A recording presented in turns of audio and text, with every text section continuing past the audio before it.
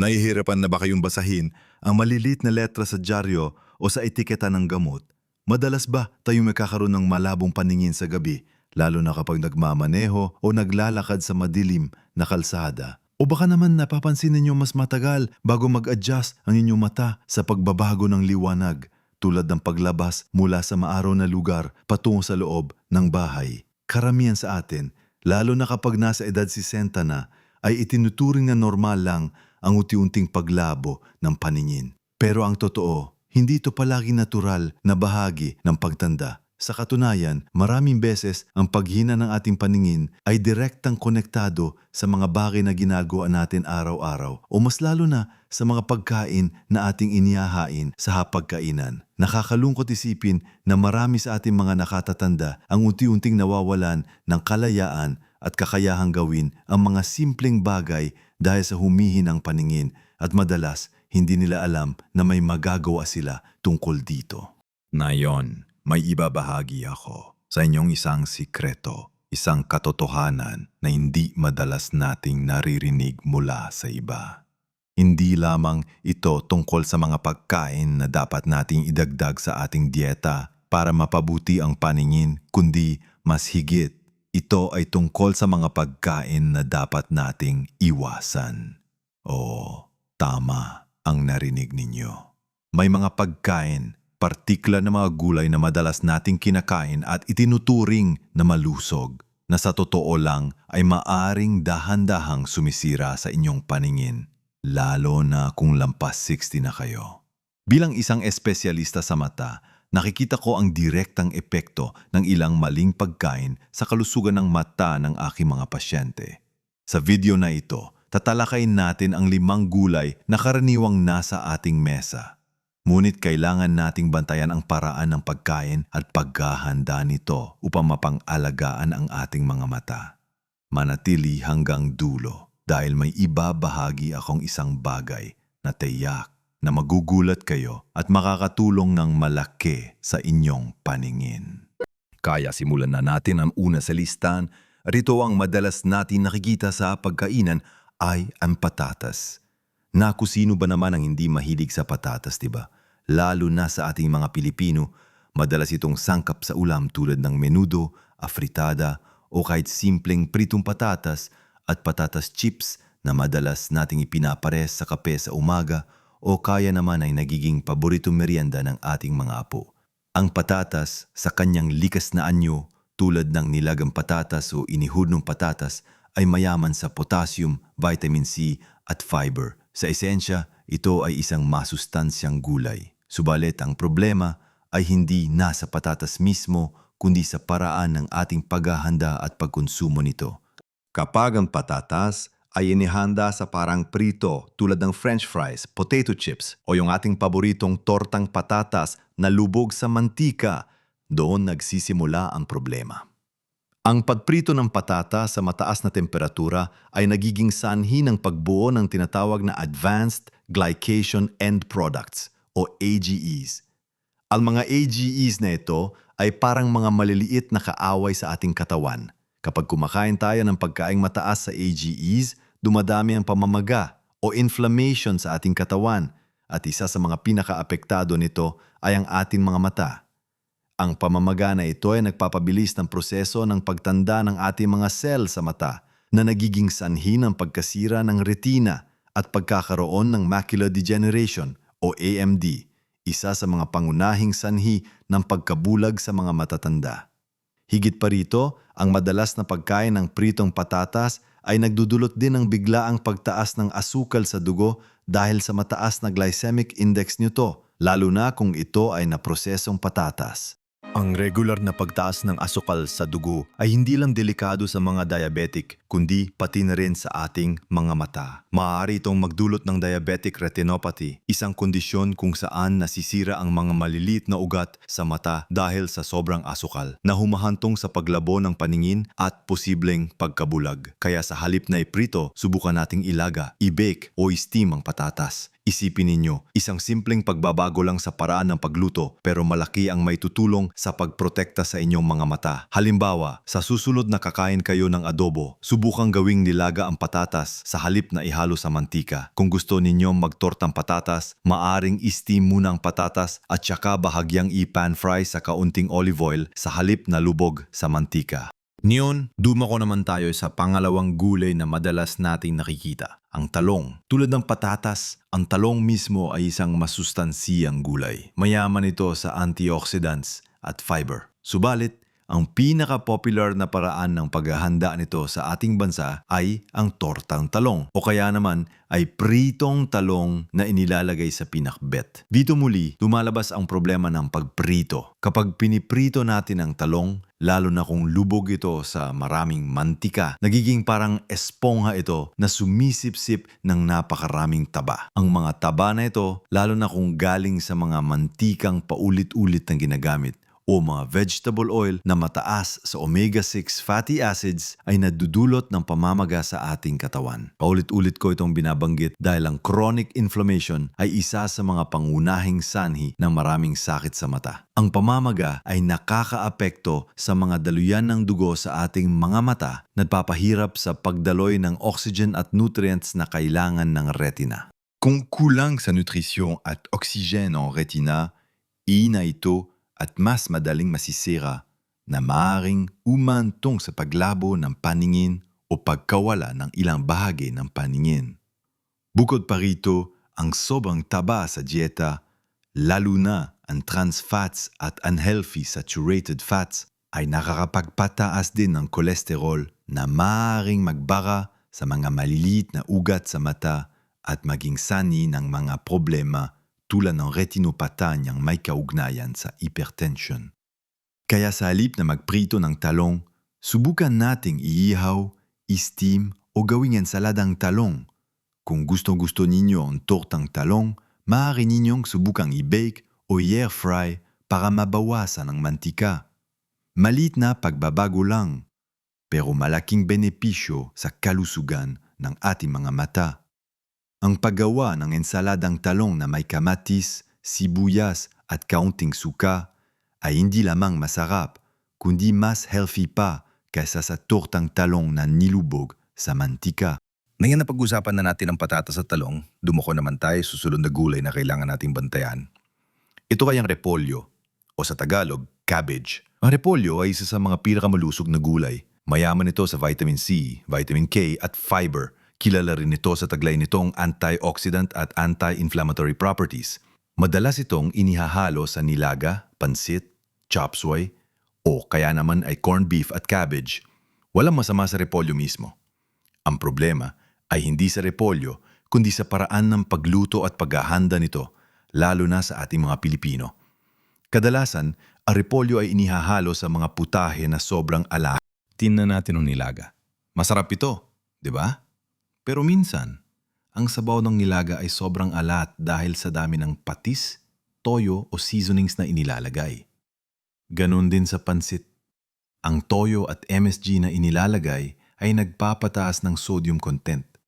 Ang sobrang pagkonsumo ng sodium o asin ay direktang nauugnay sa high blood pressure o hypertension. At ang hypertension ay isa sa mga pangunahing salarin sa maraming sakit sa mata, kabilang na ang hypertensive retinopathy, glaucoma, at maging ang pagkawala ng paningin dahil sa stroke sa mata. Kapag mataas ang blood pressure, nasisira ang mga maliliit na ugat sa mata na nagpapahirap sa sirkulasyon ng dugo at oxygen sa retina at optic nerve. Sa paglipas ng panahon, ang pinsala na ito ay maaaring maging permanente at humanantong sa pagkabulag. Kaya kahit gaano pa kasustansiya ang repolyo, kung niluluto ito sa sobrang alat na sabaw o sarsa, nawawala ng bisa ang benepisyo nito at mas nagiging sanhi pa ng pinsala sa ating mga mata. Ang payo ko rito ay bawasan ang paggamit ng asin, toyo o patis.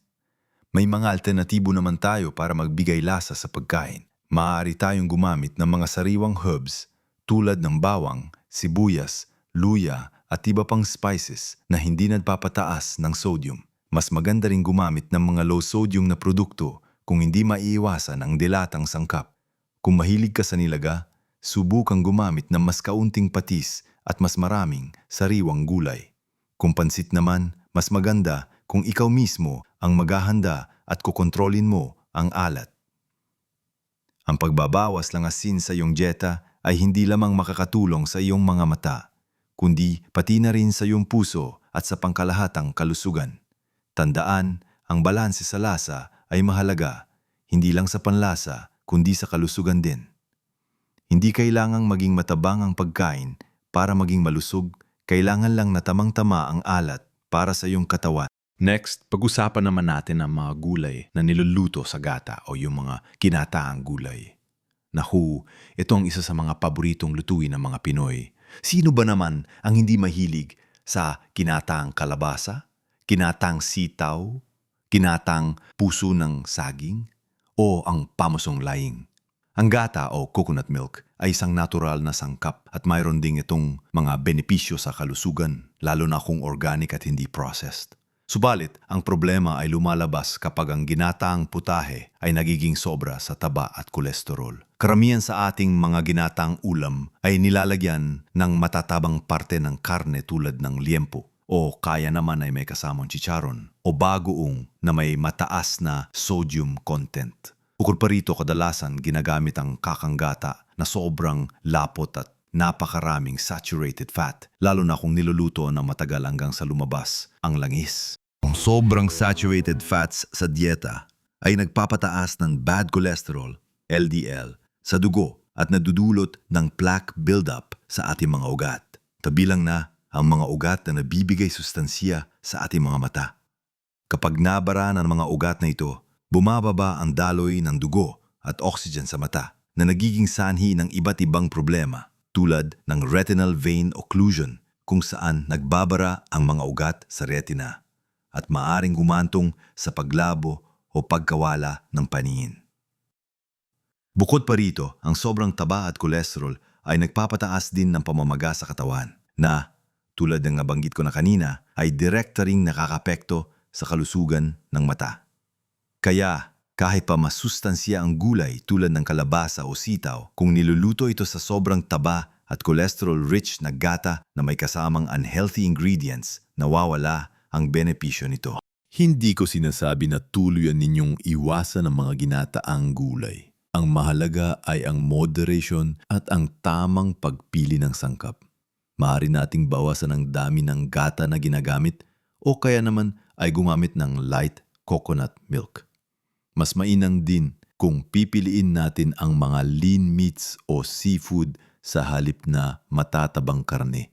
Mas mainam din kung ipapares ang ginataang gulay sa mas maraming sariwang gulay sa ibang paraan ng pagluto tulad ng steaming o paggawa ng sinigang.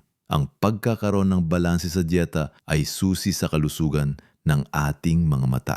Isipin ninyo, masarap pa rin ang ginataang gulay kung tama lang ang dami ng gata at hindi pinuno ng unhealthy fats. Panghuli sa lista, hindi ganong mahalaga ay ang mga delatang gulay o processed vegetable mixes.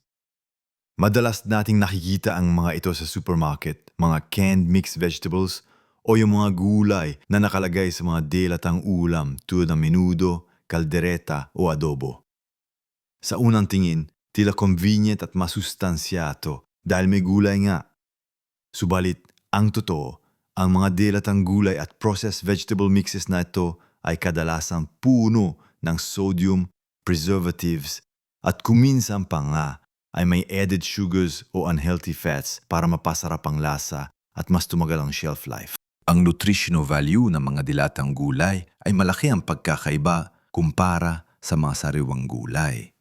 Sa proseso ng pagdilata, maraming bitamina at mineral, lalo na ang mga antioxidant na mahalaga sa kalusugan ng mata ang nawawala. Ang mga sariwang gulay tulad ng carrots, malunggay at iba pang leafy greens ay mayaman sa lutein at zeaxanthin, mga antioxidant na direktang nagpoprotekta sa retina mula sa pinsala ng UV light at blue light. Ang mga sustansyang ito ay napakababa kung mayroon man sa mga dilatang gulay. Higit pa rito, Ang mataas na sodium content ng mga dilatang pagkain ay, tulad ng nabanggit ko na, nadudulot ng high blood pressure na may malubhang epekto sa mga ugat ng mata. Ang mga preservatives naman ay maaaring magdulot ng pamamaga sa katawan. Kaya, sa kabila ng kanilang convenience, ang mga dilatang gulay ay mas nakakapinsala kaysa nakakatulong sa ating paningin, lalo na sa mga nakatatanda na mas prone sa mga sakit sa mata. Ang payo ko ay laging unahin ang mga sariwang gulay. Mas masarap, mas masustansiya, at mas ligtas sa iyong kalusugan. Kung hindi maiwasan ang paggamit ng delata tulad ng nasa emergency kit o kapag nagmamadali, siguraduhing hugasan ng mabuti ang mga gulay bago lutuin upang mabawasan ang sodium content. Mas mainam din kung pipiliin mo ang mga low sodium o no added salt na bersyon kung available. Mas mainam pa ring mamalengke ng sariwang gulay at ihanda ito sa simpleng paraan tulad ng nilaga o steamed kaysa umasa sa delatang bersyon. Ang bawat sentimo na ilalaan mo sa sariwang gulay ay isang investment sa malusog na paningin at mas mahabang buhay. Huwag nating ipagpalit ang kalusugan ng ating mga mata sa convenience. Kaya, sa madaling salita, ang 5 na gulay o paraan ng pagluluto na kailangan natin bantayan ay ang mga pritong patatas, pritong talong, gulay na sobrang alat, ang luto, tulad ng repolyo sa sobrang alat na sabaw, mga ginataang gulay na sobra sa taba at kolesterol, at ang mga delatang gulay.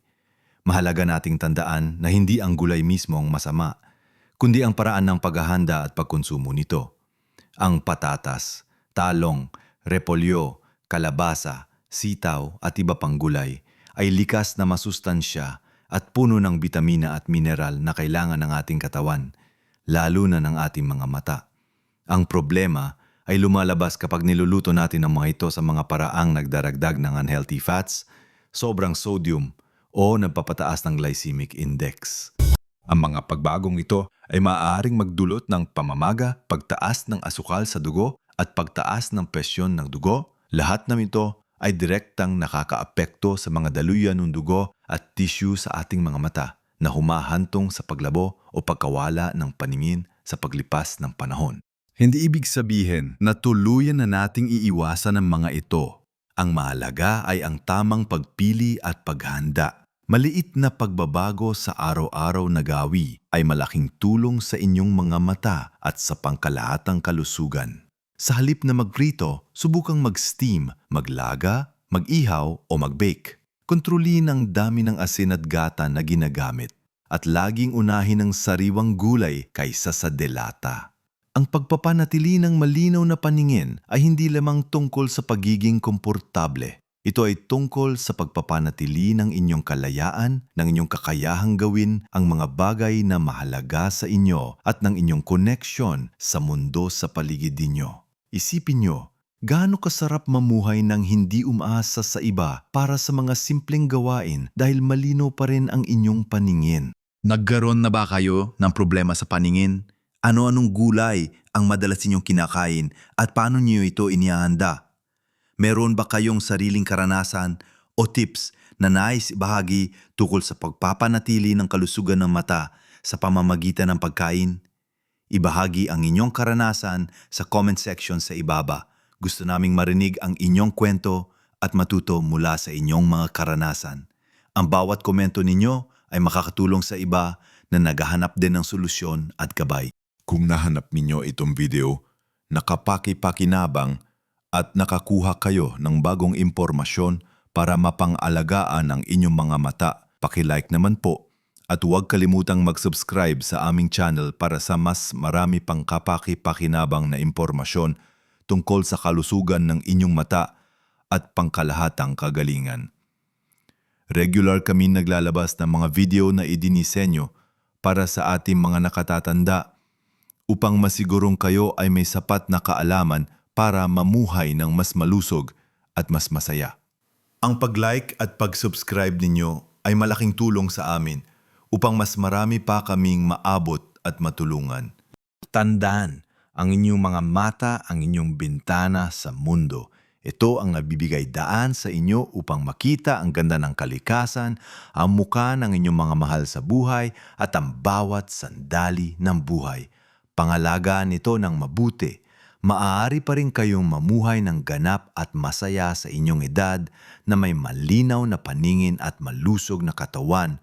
Huwag hayaang ang maling pagpili sa pagkain ay maging hadlang sa inyong kaligayahan at kalayaan. Ang mga simpleng pagbabago sa inyong dieta ay maaaring magdulot ng malaking pagkakaiba sa inyong kalusugan sa mahabang panahon. Gawin ninyo itong prioridad. Mabuhay ng may malinaw na paningin sa bawat edad.